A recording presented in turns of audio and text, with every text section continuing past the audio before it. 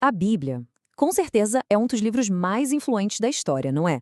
Mas e se a linguagem delas, ideias, tivessem sido moldadas não só em Jerusalém, mas também em Atenas? Pois é, hoje a gente vai desvendar a influência surpreendente do mundo grego, o tal do helenismo, no Novo Testamento. A pergunta que fica é: como é que pode? Como um movimento que começou com um punhado de seguidores numa província lá longe virou a força dominante do maior império do mundo? A resposta, olha que interessante, não está só na mensagem, mas no mundo em que essa mensagem nasceu. E é aqui que a história dá uma bela reviravolta. Para a gente entender a ascensão do cristianismo, a gente tem que voltar no tempo. Mas não para a época de Jesus, não. 300 anos antes, lá nas conquistas de Alexandre o Grande. Foi ele quem, sem nem imaginar, preparou o terreno. Alexandre basicamente deu o start no que a gente chama de helenismo.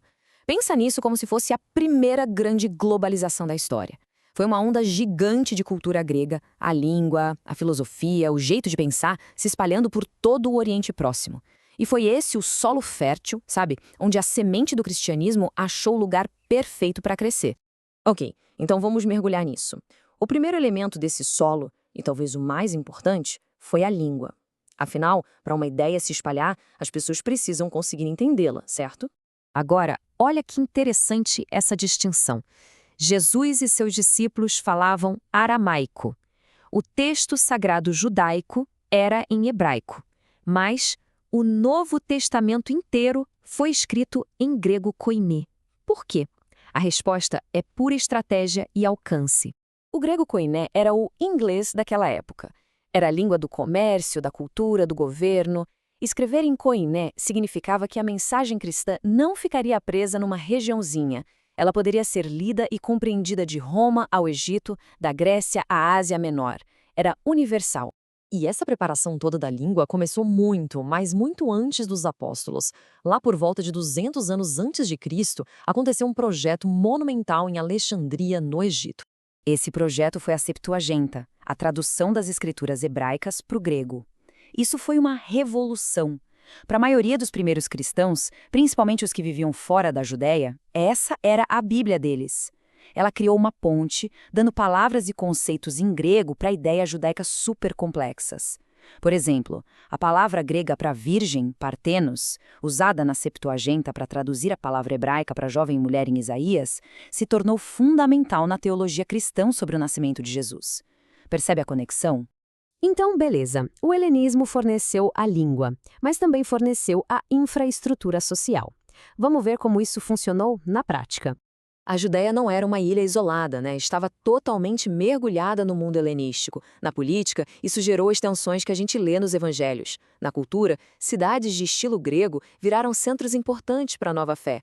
Mas o fator mais crucial, o que realmente acelerou tudo, foi a diáspora, a dispersão de comunidades judaicas por todo o império. E isso aqui ilustra o ponto perfeitamente. Essas comunidades de judeus que falavam grego espalhadas pelo Mediterrâneo foram as paradas perfeitas para missionários como o apóstolo Paulo.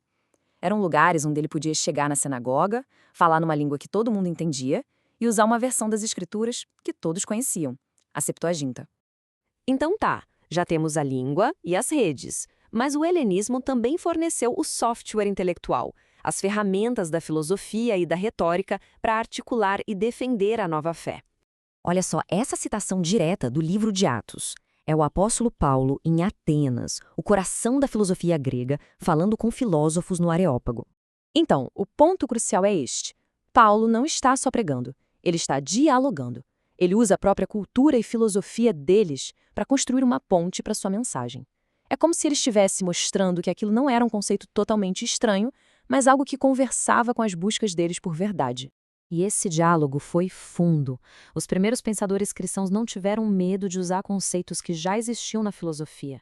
Pensa na ideia do logos dos estoicos, uma espécie de razão divina que ordena o universo. O apóstolo João pegou esse conceito, familiar ao mundo grego, e usou de forma revolucionária para descrever Jesus como a personificação desse logos. Da mesma forma, a ideia estoica de fraternidade universal encontrou um eco poderoso na teologia cristã. Até o jeito como o Novo Testamento foi escrito reflete essa influência. As cartas de Paulo, por exemplo, seguem a estrutura padrão das cartas gregas da época. Seus argumentos teológicos em livros como Romanos usam técnicas de retórica e lógica gregas para serem mais persuasivos e mais claros. Então, vamos juntar todas as peças do quebra-cabeça. O helenismo não foi um acidente na história do cristianismo. Ele foi a preparação essencial. Primeiro, e talvez o mais importante de tudo, o helenismo forneceu a linguagem. O grego koiné simplesmente quebrou as barreiras, permitindo que uma ideia nascida na Judéia se tornasse uma conversa global. Segundo, ele criou as redes. Essas comunidades da diáspora se tornaram plataformas de lançamento perfeitamente posicionadas para a expansão missionária por todo o Império Romano. E terceiro, ele forneceu o kit de ferramentas intelectual.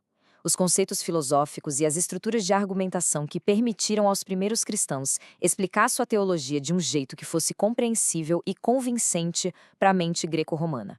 Resumindo, o helenismo criou as condições perfeitas. Ele preparou o campo, por assim dizer, criando um mundo conectado onde uma ideia com o poder do cristianismo primitivo poderia não apenas sobreviver, mas florescer de uma forma que teria sido impossível alguns séculos antes.